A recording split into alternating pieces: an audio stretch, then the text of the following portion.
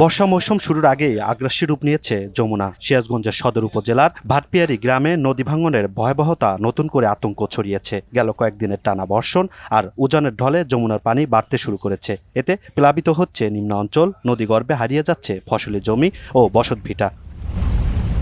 এলাকাবাসী বলছেন, শুষ্ক মৌসুম থেকেই শুরু হয়েছিল ভাঙন। বর্ষায় তা আরও ভয়াবহ রূপ নিয়েছে। তাদের দাবি, দ্রুত কার্যকর ব্যবস্থা না নিলে হুমকির মুখে পড়বে পুরো পশ্চিম তীর। 3 কিলোমিটার ফাঁকে নদী ছিল আঙরে। এই নদী এই 3-4 মাসের মধ্যে ভাঙতি এই বাঁধের বহল এসে গেছে।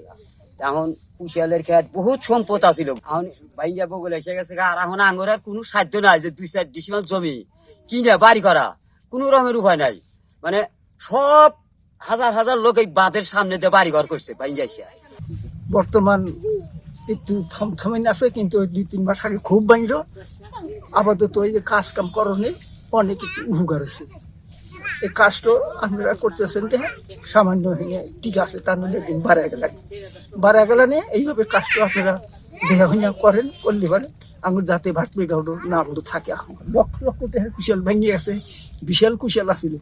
এই কুশাল দিয়ে আমরা বেচা কিনি করে চলছি, কিন্তু আমি এই চলার মতন আর ক্যাপাসিটি নেই, শেষ হয়ে গেল সব। আমি ছিলাম এখন সরকারি জায়গায়, বর্তমানে এই জায়গায় এখন নদী এসে গেছে।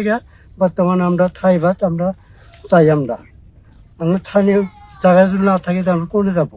কোনোখানে যাওয়ার কোনো আমার ক্ষমতা নাই। কে সিরাজগঞ্জ শহররক্ষা বাঁধের হাট পয়েন্ট এলাকায় যমুনার পানি 4 দিনে 36 সেন্টিমিটার বেড়েছে। পশ্চিম তীরে আঘাত হানছে নদীর স্রোত। পুরনো তীর রক্ষা বাঁধও এখনো ঝুঁকির মুখে। ভাঙন ঠেকাতে নেওয়া হয়েছে জরুরি ব্যবস্থা। তবে আতঙ্কিত হওয়ার কিছু নেই, এমনটাই বলছেন পানি উন্নয়ন বোর্ড।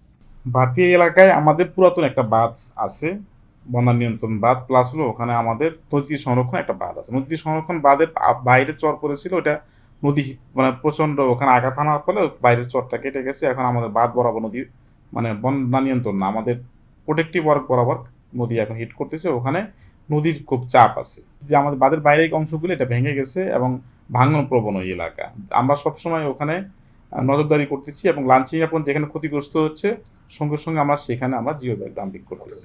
কোনো আতঙ্কিত হওয়ার কোনো সুযোগ নেই, কারণ ওখানে আমাদের স্থায়ী কাজ আছে। তবে স্থানীয়দের অভিযোগ, প্রতি বছরই এমন আশ্বাস পাওয়া যায়, কিন্তু কাজ হয় সাময়িক। তাই স্থায়ী সমাধান চাচ্ছেন ভুক্তভোগীরা। না হলে বর্ষা আসতেই নদীতে বিলীন হয়ে যাবে ঘরবাড়ি, স্বপ্ন আর ভবিষ্যৎ।